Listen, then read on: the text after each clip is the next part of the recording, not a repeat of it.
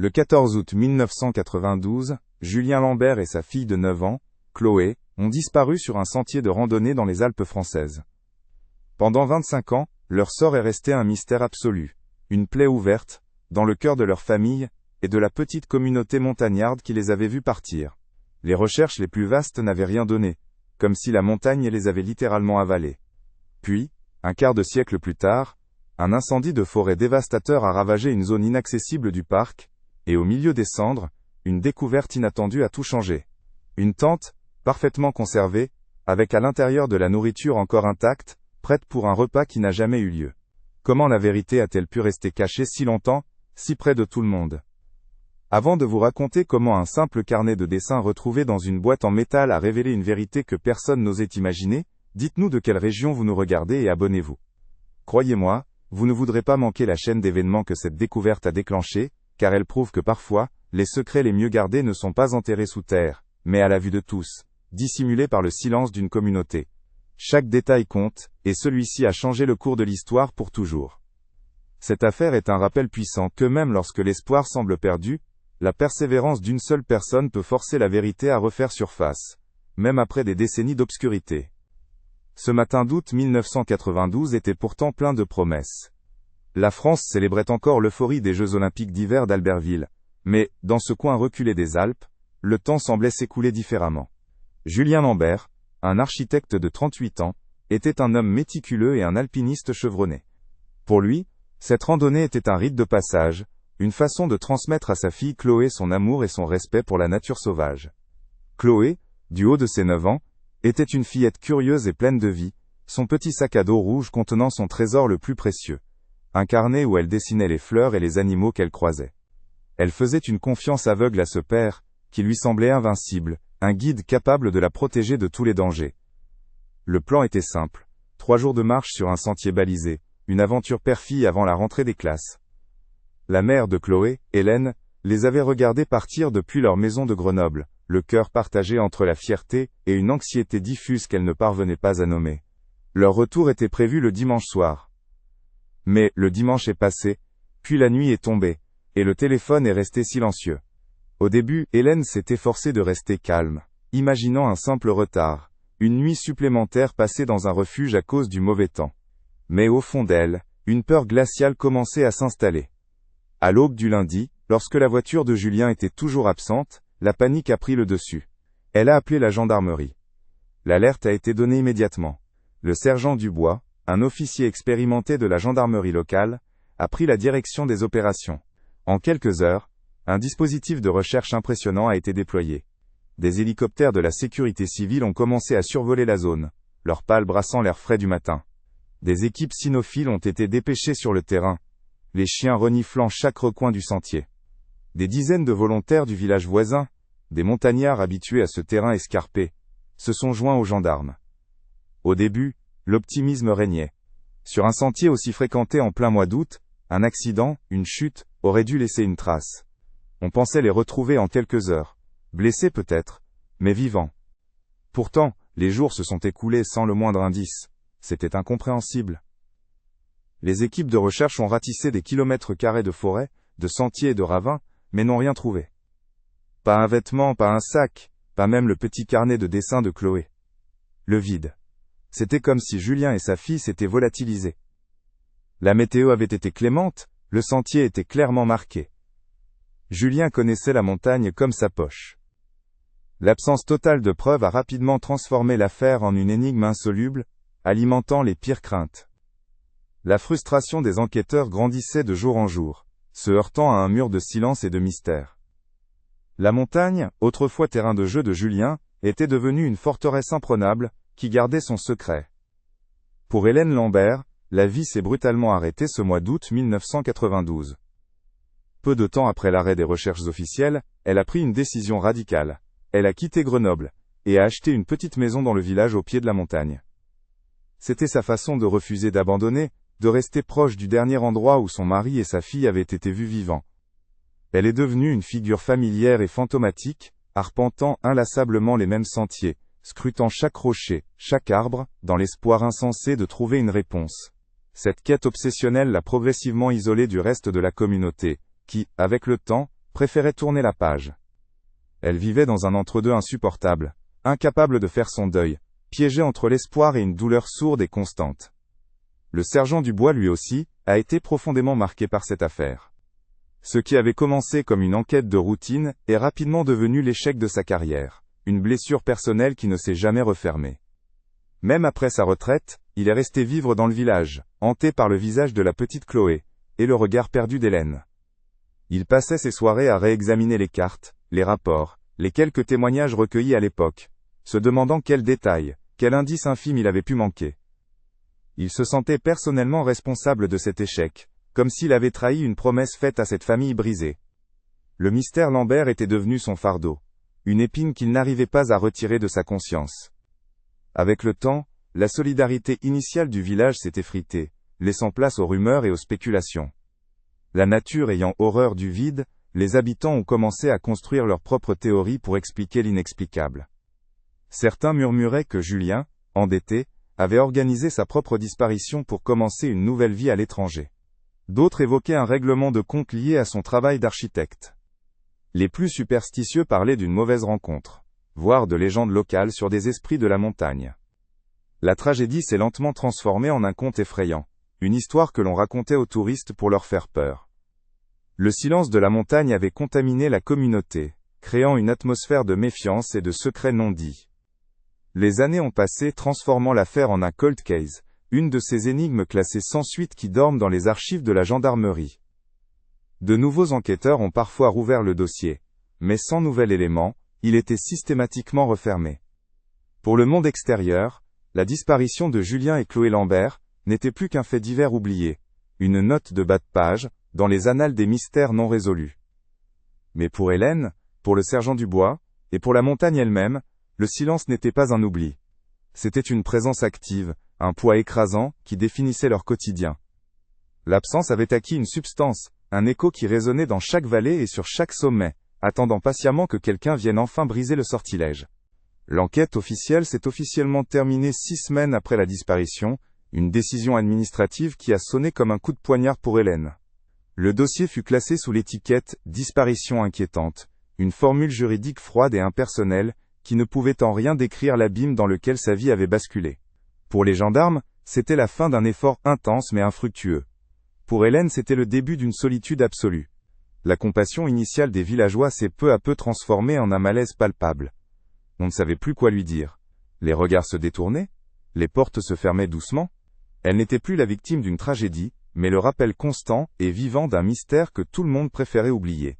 L'échec de la collectivité était devenu son fardeau personnel, une peine qu'elle devait porter seule. Chaque jour, Hélène se levait avec la même mission impossible. Sa petite maison était devenue un quartier général de fortune. Sur la grande table de la cuisine, des cartes topographiques étaient étalées en permanence, couvertes d'annotations, de cercles rouges et de points d'interrogation. Elle y passait des heures, retraçant les itinéraires possibles, imaginant des scénarios que les enquêteurs avaient peut-être négligés.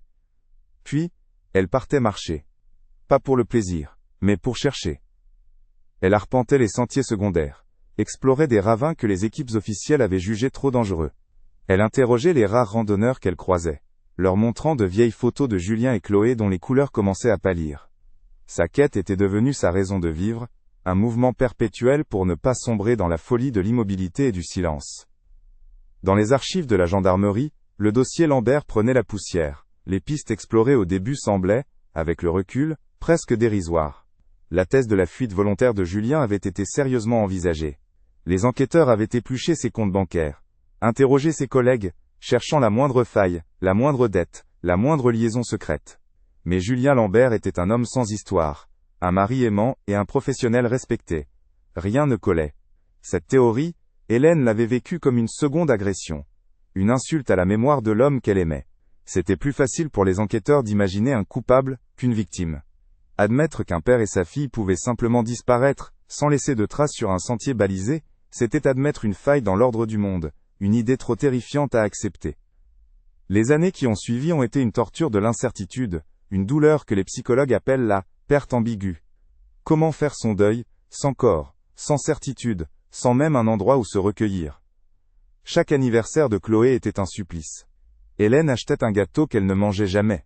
allumait des bougies qu'elle regardait se consumer jusqu'au bout dans le silence de sa cuisine.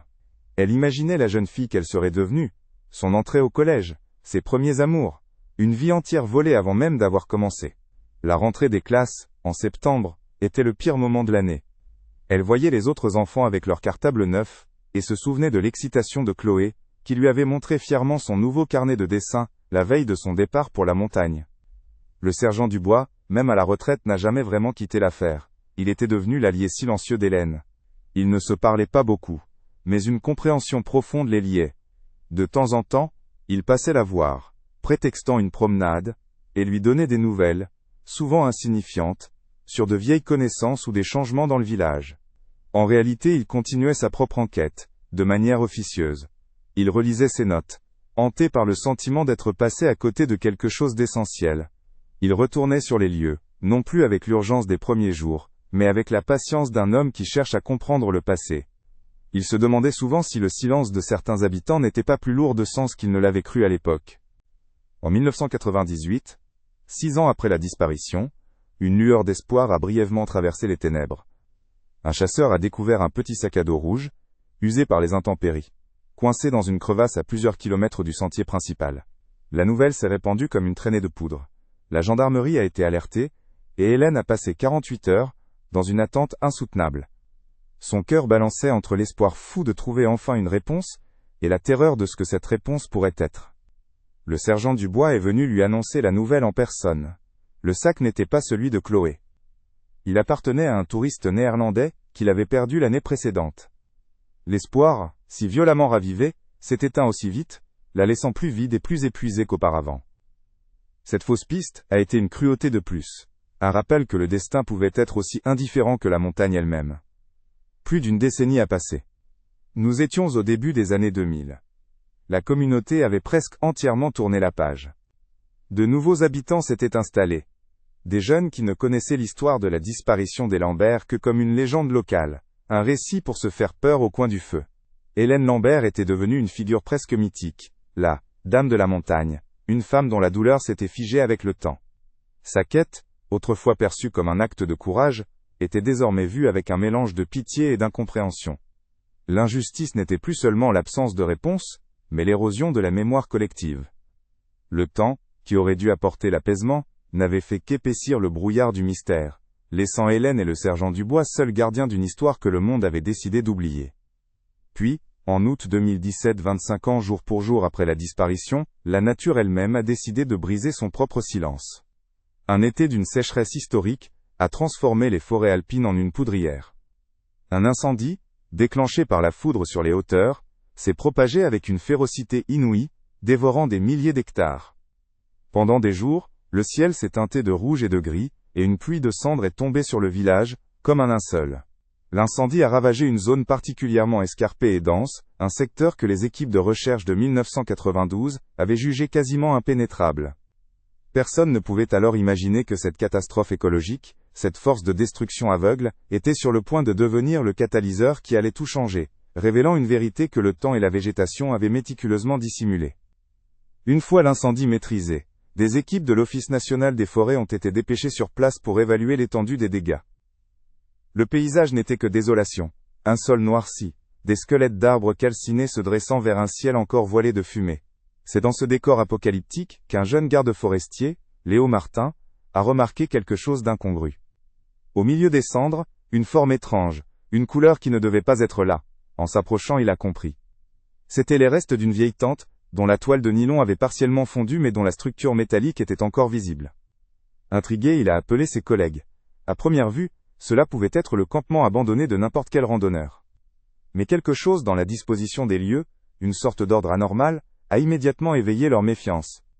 Ce qui a frappé les gardes n'était pas le désordre, mais son absence totale. À l'intérieur de ce qui restait de la tente, la scène était figée, presque mise en scène. 2 sacs de couchage étaient soigneusement déroulés, côte à côte. À côté, 2 sacs à dos étaient alignés contre la paroi. C'était le campement de quelqu'un qui s'était installé pour la nuit, pas de quelqu'un qui avait fui dans la panique ou qui avait été surpris par une tempête. Cette découverte contredisait toutes les hypothèses formulées pendant 25 ans. Julien et Chloé n'avaient pas été victimes d'une chute accidentelle sur le sentier.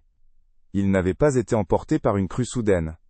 Ils étaient arrivés à destination, avaient monté leur campement dans cette clairière isolée. Le mystère ne concernait plus leur parcours, mais ce qui s'était passé, ici même, dans cet endroit précis. Le détail le plus troublant, celui qui a glacé le sang des premiers intervenants, se trouvait près de l'entrée de la tente. Sur une pierre plate qui servait de table improvisée, des boîtes de conserve étaient ouvertes, et un paquet de biscuits était posé à côté, encore intact dans son emballage. C'était la préparation d'un dîner qui n'avait jamais été consommé. Cette image, d'une banalité poignante, a transformé la scène d'un simple site archéologique en un mémorial tragique. C'était un instantané de vie, suspendu juste avant une rupture violente et définitive. La question n'était plus de savoir où ils étaient passés, mais qui ou quoi les avait interrompus si brutalement, les empêchant de partager ce dernier repas. La montagne venait de livrer son premier secret, et il était bien plus sombre que tout ce que l'on avait pu imaginer. C'est en fouillant l'un des sacs à dos que les gendarmes, désormais en charge de la scène, ont fait la découverte la plus cruciale. Niché au fond du sac de Chloé, à l'intérieur d'une petite boîte en fer blanc qui l'avait miraculeusement protégée de la chaleur intense de l'incendie, se trouvait un objet que l'on croyait perdu à jamais, son carnet de dessin. Les pages étaient légèrement jaunies par le temps mais parfaitement lisibles. Pour les enquêteurs, c'était comme trouver un trésor. Ce n'était pas seulement un objet personnel appartenant à une victime, c'était potentiellement le seul témoin silencieux de ce qui s'était produit. Chaque page, chaque crayonné pouvait contenir un indice, une information que seule une enfant de 9 ans aurait pu juger digne d'être notée. Ce petit carnet est instantanément devenu la pièce maîtresse d'une enquête qui renaissait de ses cendres. La nouvelle de la découverte de la tente et du carnet a eu l'effet d'une déflagration dans le petit village. Le nom des Lambert, murmuré pendant des années comme une légende, était de nouveau sur toutes les lèvres, mais cette fois avec un sentiment d'urgence et d'effroi. Hélène Lambert a appris la nouvelle par le maire en personne. Pendant un instant, son monde, figé depuis 25 ans, s'est remis à tourner d'une manière vertigineuse. L'espoir, ce poison qu'elle avait tenté de chasser, revenait avec une force dévastatrice, accompagné de son cortège de peur. De son côté, le sergent Dubois, aujourd'hui un septuagénaire aux traits tirés, a ressenti une décharge d'adrénaline qu'il n'avait plus connue depuis sa retraite. L'échec de sa vie lui offrait une seconde chance. Il s'est immédiatement rendu à la gendarmerie, demandant à voir les preuves, son vieil instinct d'enquêteur reprenant le dessus. Les premières analyses du carnet de Chloé semblaient confirmer ce que l'on savait déjà de la fillette. Les premières pages étaient remplies de dessins joyeux et colorés, des marmottes, des Edelweiss, un portrait souriant de son père avec la mention « Mon papa le roi de la montagne ». C'était le journal de bord d'une aventure heureuse. Les enquêteurs les ont feuilletés avec une émotion certaine, conscients de tenir entre leurs mains les derniers instants de bonheur d'une enfant. Mais au fur et à mesure qu'ils avançaient, le ton des dessins semblait changer subtilement, les couleurs devenaient plus sombres, les traits plus hésitants. Puis, sur l'une des dernières pages, un dessin a retenu toute leur attention. Il était différent des autres, presque inquiétant. Ce n'était plus une observation de la nature, mais la représentation d'une interaction humaine. Une interaction qui semblait loin d'être amicale. Le dessin qui a tout changé était d'une simplicité désarmante. Sur la page de gauche, Chloé avait dessiné son père, grand et fort, mais avec une expression de colère qu'elle ne lui connaissait pas. En face de lui, un homme plus petit, trapu, avec une barbe broussailleuse et des yeux noirs dessinés comme deux poings furieux. Il se faisait face, immobile. En dessous, avec son écriture d'enfant appliquée, elle avait écrit « L'homme en colère de la grotte ». Ce n'était pas une observation de la nature, mais la chronique d'une confrontation. Pour les enquêteurs, voir cette scène à travers les yeux d'une fillette de 9 ans, était à la fois poignant et terrifiant. Ce dessin n'était plus un souvenir d'enfance, mais un témoignage silencieux, une pièce à conviction conservée pendant un quart de siècle, attendant que quelqu'un comprenne enfin son message. Mais le détail le plus crucial se trouvait sur la page de droite. Chloé, avec son sens de l'observation méticuleux, avait dessiné un autre élément de la scène. Une vieille camionnette blanche, garée près de ce qui semblait être l'entrée d'une grotte, ou d'une cabane. Le véhicule était abîmé, couvert de boue, mais sur la portière elle avait reproduit un logo avec une précision étonnante. La silhouette noire, et stylisée d'un sanglier en pleine course. Pour le sergent Dubois, qui examinait une copie du dessin, ce logo fut comme un éclair. Un frisson glacial lui parcourut l'échine. Ce n'était pas un dessin anodin. C'était un souvenir enfoui, une image qu'il avait vue des dizaines de fois dans la vallée, des années auparavant. Un détail qu'il avait jugé insignifiant à l'époque, et qui venait de prendre une importance capitale. Le sanglier était l'emblème d'une ancienne armurerie de la vallée, fermée depuis près de 20 ans. Mais Dubois se souvenait surtout de l'un de ses clients les plus notoires. Un certain Antoine Morel. Un homme qui correspondait parfaitement à la description de « l'homme en colère ». Morel était un ermite, un braconnier qui vivait illégalement dans une cabane isolée, loin dans la forêt, dans un secteur que les recherches de 1992 n'avaient qu'effleuré. Il était connu pour son mauvais caractère, ses éclats de violence et sa haine des gens de la ville. Il avait été brièvement interrogé à l'époque, comme tous les marginaux du coin, mais il avait fourni un alibi. Il aurait été vu au bar du village le jour de la disparition. Un alibi fragile, fourni par des compagnons de beuverie, que personne n'avait jugé bon de vérifier plus en profondeur. On le considérait comme un fou inoffensif.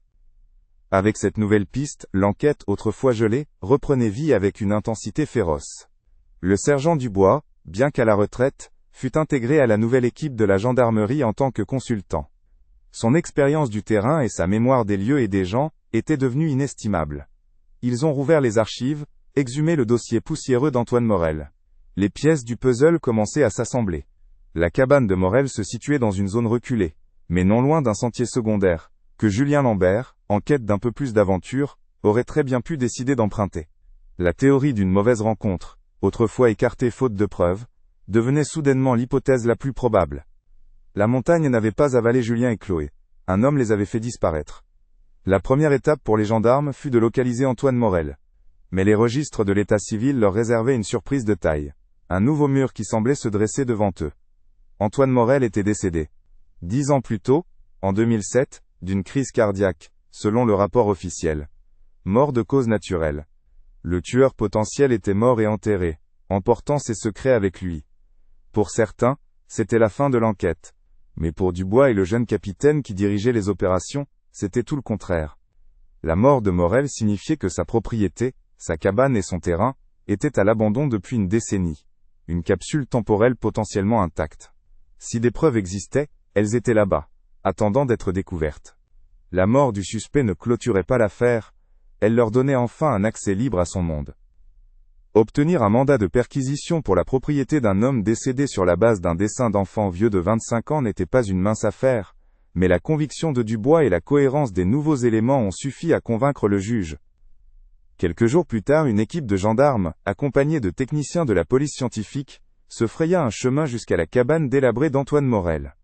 Le lieu était sinistre, figé dans le temps. La nature avait commencé à reprendre ses droits, mais l'atmosphère était lourde, imprégnée de solitude et de violence latente. À l'intérieur, un désordre indescriptible, des pièges à mâchoires rouillés accrochés au mur, des peaux d'animaux séchés. C'était l'antre d'un homme qui vivait en marge de la loi et de la société. La fouille de la cabane et de ses abords immédiats ne donna rien de concluant. La frustration commençait à monter. Avait-il fait fausse route? C'est alors qu'un jeune gendarme remarqua une anomalie dans le jardin envahi par les ronces. Un vieux puits en pierre, dont l'ouverture était recouverte par d'épaisses planches de bois clouées, et un tas de vieux pneus. Cela semblait étrange. Un puits est une source d'eau, on ne le condamne pas de cette manière, sauf si l'on veut cacher quelque chose au fond. Armés de pieds de biche, les gendarmes firent sauter les planches pourries. Une odeur âcre et terreuse remonta des profondeurs sombres. En éclairant l'intérieur avec leurs lampes torches, ils virent d'abord des détritus, des sacs en plastique, puis, plus bas, sous une couche de terre et de gravats quelque chose d'autre. Des formes blanchâtres. Des os. L'horreur de la découverte se propagea silencieusement parmi l'équipe d'enquêteurs, une certitude glaciale qui remplaçait l'excitation de la piste. Ce n'était plus une hypothèse, mais une scène de crime. Le périmètre fut immédiatement bouclé, et une équipe d'anthropologues légistes de Lyon fut dépêchée sur place. Pour Hélène et le sergent Dubois, tenus informés heure par heure, l'attente devint une nouvelle forme de torture. La longue quête d'une réponse touchait à sa fin, mais la vérité qui se dessinait était la plus redoutée de toutes. Le puits, ce trou sombre et oublié au milieu d'un terrain vague, n'était pas seulement la cachette d'un secret, c'était une tombe. La montagne n'avait pas pris Julien et Chloé, un monstre bien humain les avait jetés dans les entrailles de la terre, espérant que le temps et l'oubli feraient le reste du travail. Le travail des experts dans le puits fut méticuleux et éprouvant. Pendant plusieurs jours, ils ont soigneusement exhumé les restes, chaque os étant traité avec un respect infini. Les conclusions de leur rapport, livrées une semaine plus tard, étaient sans appel et d'une clarté terrible. Les ossements appartenaient bien à un homme adulte d'environ 40 ans et à une enfant d'environ 9 ans. L'analyse dentaire, comparée aux dossiers médicaux de l'époque, confirmait formellement l'identité de Julien et Chloé Lambert. Plus terrible encore, l'examen des crânes a révélé la cause de la mort. De multiples fractures causées par un traumatisme violent avec un objet contondant. Ils n'avaient pas été victimes d'un accident. Ils n'avaient pas été abattus. Ils avaient été battus à mort. Le doute n'était plus permis. Le mystère de leur disparition venait de se transformer en une enquête pour double homicide. Le comment était établi, restait le pourquoi. En combinant tous les éléments, les enquêteurs ont pu reconstituer le scénario le plus probable, une tragédie née d'une rencontre fortuite. Julien, en excellent connaisseur de la montagne, a probablement décidé de quitter le sentier principal pour montrer à sa fille un coin plus sauvage, un itinéraire qu'il pensait connaître. C'est là qu'ils sont tombés, par le plus grand des hasards, sur le campement illégal d'Antoine Morel. Ils n'ont pas seulement découvert sa cabane, mais aussi ses activités de braconnage, des pièges illégaux, peut-être des carcasses d'animaux protégés. Pour un homme comme Julien, profondément respectueux de la nature et de ses lois, cette vision a dû être insupportable. Le père protecteur et l'homme de principe n'ont fait qu'un, et il a décidé de confronter Morel. C'est cette confrontation que Chloé, terrifiée, a dessinée dans son carnet. La scène, telle qu'imaginée par les enquêteurs, est d'une tension insoutenable. D'un côté, Julien Lambert, un homme de la ville, sûr de son bon droit, menaçant de dénoncer Morel aux autorités. De l'autre, Antoine Morel, un homme qui n'avait rien d'autre que cette vie en marge de la société. Pour lui, être dénoncé ne signifiait pas seulement une amende ou une peine de prison. Cela signifiait la destruction de son monde, la perte de son unique refuge et de sa seule source de subsistance. La discussion a dû rapidement s'envenimer. La colère de Morel, cet homme déjà connu pour sa violence latente, a dû monter en flèche face à ce qu'il percevait comme une menace existentielle. La peur panique de tout perdre, mélangée à une haine viscérale pour les étrangers qui venaient lui dicter leurs lois, l'a poussé au-delà du point de non-retour. Dans un accès de rage aveugle, Morel a attrapé ce qu'il avait sous la main, probablement une lourde bûche ou un outil, et a frappé Julien. Une fois, puis une seconde fois, avec une violence inouïe. Chloé, paralysée par la terreur, a assisté à la scène. À cet instant, dans l'esprit dérangé de Morel, la fillette n'était plus une enfant. Elle était le seul témoin. Un témoin qui pouvait le décrire, qui pouvait mener les gendarmes jusqu'à lui. Dans sa logique froide et brutale, il ne pouvait pas la laisser partir. L'impensable s'est produit. Il s'en est pris à elle avec la même fureur, pour s'assurer de son silence. En quelques minutes, sur ce lopin de terre isolé que personne ne visitait jamais, la randonnée d'un père et de sa fille s'était transformée en un massacre. Ce qui a suivi n'était pas un acte de panique, mais une dissimulation méthodique et effroyablement intelligente. Morel n'a pas enterré les corps sur place, ce qui aurait été trop risqué. Il les a transportés jusqu'à sa propriété, à quelques kilomètres de là, et les a jetés au fond du puits désaffecté avant de le sceller. Puis, et c'est là que sa ruse a été diabolique, il est retourné au campement de Julien et Chloé. Il n'y a touché à rien. Il a laissé la tente montée, les sacs de couchage déroulés, la nourriture prête à être consommée. Il a compris que laisser la scène intacte créerait un mystère parfait. Les enquêteurs chercheraient un accident, une disparition, une fugue, mais jamais un meurtre, si les victimes semblaient s'être simplement volatilisées de leur campement. Il a créé une fausse piste magistrale qui a fonctionné pendant 25 ans, détournant les regards de sa cabane et de son terrible secret. La révélation de la vérité a provoqué une onde de choc qui a secoué le village jusque dans ses fondations. L'assassin n'était pas un étranger de passage, un prédateur venu d'ailleurs. C'était Antoine Morel, le vieil ermite, le fou du village, que tout le monde avait connu, croisé, et finalement ignoré. Un frisson rétrospectif a parcouru la communauté. Beaucoup se sont souvenus de son regard fuyant, de sa misanthropie, de ses éclats de colère. Les quelques hommes qui lui avaient fourni son alibi en 1992, ses compagnons de comptoir, ont été rongés par la culpabilité. Leurs témoignages désinvoltes, peut-être pour protéger l'un des leurs, ou par simple indifférence, avaient contribué à clore l'enquête trop rapidement. Le monstre n'était pas une créature des légendes alpines. Il avait vécu au milieu d'eux, partageant le même air, le même silence, pendant 15 ans après son crime, avant de mourir paisiblement dans son lit. Pour Hélène Lambert, la vérité fut à la fois une libération et une condamnation. Après 25 ans passés à espérer contre toute logique, à imaginer des scénarios où son mari et sa fille pourraient un jour réapparaître, la réalité crue du double meurtre était une violence inouïe. Les funérailles de Julien et Chloé ont enfin eu lieu, dans le petit cimetière du village qui surplombe les montagnes qu'ils aimaient tant.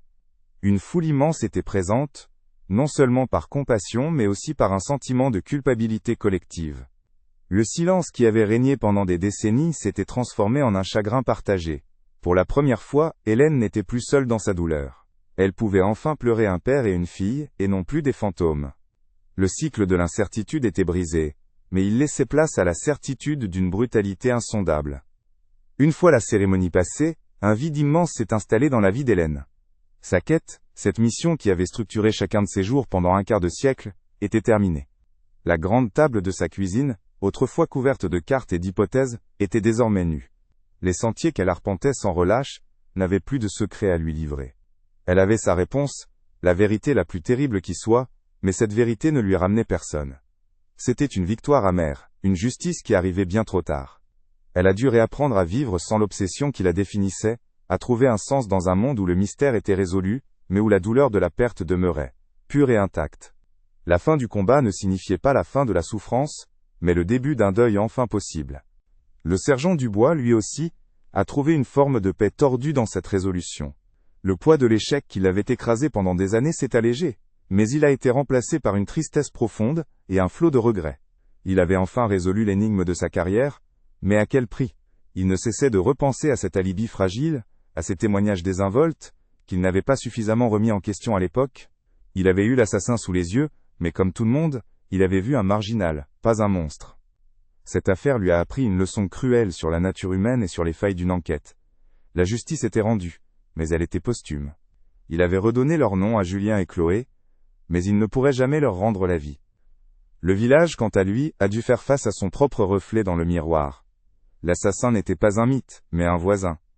La légende effrayante pour touristes était devenue une histoire sordide de violence ordinaire. Le choc a forcé une introspection collective.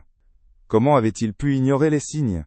Comment avait-il pu tolérer la présence de cet homme, le considérant comme une partie inoffensive du folklore local? Les conversations dans le seul café du village ont changé. On ne parlait plus de la montagne maudite, mais de la responsabilité de chacun, du silence complice, de l'indifférence qui avait permis à un secret aussi terrible de prospérer. La communauté, autrefois fracturée par les rumeurs, a commencé à se ressouder autour de cette vérité partagée, une cicatrice qui marquerait à jamais leur histoire commune. Pour que la mémoire de Julien et Chloé ne soit pas uniquement associée à cette tragédie, une décision a été prise par la communauté, avec l'accord d'Hélène.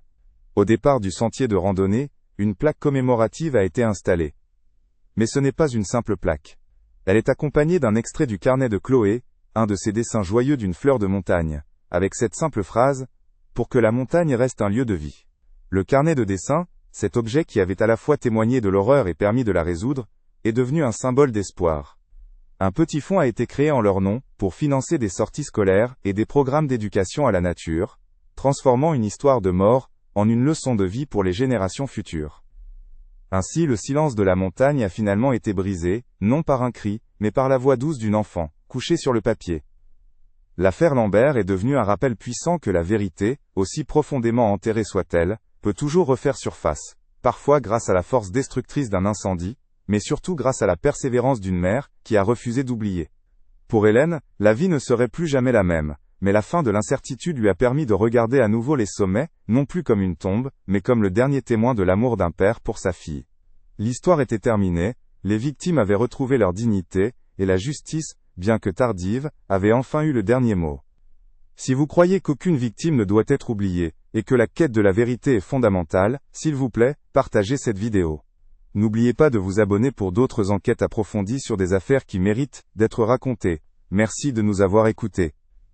La quête d'Hélène Lambert, cette mission qui avait consumé chaque seconde de sa vie pendant 25 ans, était terminée. Le vide qui s'ensuivit fut presque aussi vertigineux que l'incertitude elle-même. La grande table de sa cuisine, autrefois un champ de bataille stratégique couvert de cartes et d'hypothèses, était désormais tragiquement nue. Les sentiers qu'elle avait arpentés jusqu'à l'épuisement, cherchant un indice, un signe, un écho du passé, étaient redevenus de simples chemins de montagne. Elle avait obtenu la vérité, la plus brutale, et la plus insoutenable qui soit, mais cette vérité ne lui ramenait personne. C'était une victoire amère, la fin d'un combat qui ne signifiait pas la fin de la douleur, mais le début d'un deuil enfin possible, un deuil qu'elle devait maintenant apprendre à apprivoiser dans le silence assourdissant de la réponse enfin trouvée. Le village, quant à lui, devait faire face à son propre reflet dans le miroir de cette tragédie. L'assassin n'était pas un monstre mythique des légendes alpines, mais Antoine Morel, le voisin, le marginal, le fou inoffensif, que tout le monde avait connu, croisé, et finalement choisi d'ignorer. Un frisson rétrospectif parcourut la communauté, une culpabilité sourde qui remplaça les anciennes rumeurs. Comment avait-il pu être si aveugle? Comment leur indifférence collective avait-elle permis à un secret aussi monstrueux de prospérer à leur porte? Le choc a forcé une introspection douloureuse. La communauté, autrefois fracturée par la suspicion et le silence, a commencé à se ressouder, non pas dans l'oubli, mais dans le besoin partagé de réparation et de mémoire. Il ne s'agissait plus de tourner la page, mais de la lire ensemble, jusqu'au bout. Pour que la mémoire de Julien et Chloé ne soit pas uniquement associée à l'horreur de leur fin, une décision fut prise, portée par le maire, et Hélène elle-même. Au départ du sentier de randonnée, là où l'aventure avait commencé, une plaque commémorative fut installée. Mais ce n'était pas une simple stèle funèbre. Elle était gravée d'un des dessins les plus joyeux du carnet de Chloé, une marmotte souriante sous un soleil éclatant. En dessous, une simple phrase, choisie par Hélène, pour que la montagne reste toujours un lieu de vie. Le carnet de dessin, cet objet qui avait à la fois témoigné de la terreur et permis de la résoudre, devenait ainsi un symbole de résilience. Il transformait une histoire de mort en une promesse de vie, un rappel que même dans l'obscurité, la lumière d'un enfant peut continuer de briller. Un petit fonds éducatif, baptisé le Sentier de Chloé, fut également créé. Financé par des dons de la communauté et de randonneurs touchés par l'histoire, il a pour but d'organiser des sorties en nature pour les écoles de